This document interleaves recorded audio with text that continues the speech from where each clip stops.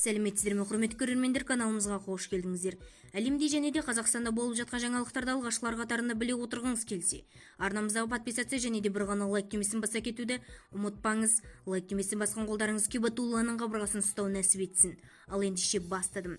Шілдеден бастап қазақстандықтар грин карта іске қосылады. Еңбек және де халықты әлеуметтік қорғау министрлігі 2023 жылдың шілдесінен бастап өзге елде тұратын этникалық қазақтар ата жолы картасын алып Қазақстанға оңайдылтыған кіру мүмкіндігін пайдалана алатын мәлімдеді.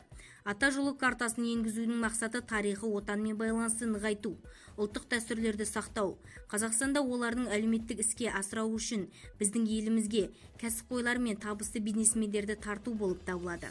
Карта шетелде тұратын этникалық қазақтарға азаматтығын сақтай отырып берілетін болады. Ата жолы картасының игерілері елге кірген кезде 10 жыл мерзімге тұруға рұқсат алады. Ата жолы картасы бар этникалық қазақтың қандастардан айырмашылығы ол басқа елдің азаматы бола тұра Қазақстан Республикасының азаматтарымен және де қандастарымен тең құқыққа ие делінген хабарламада.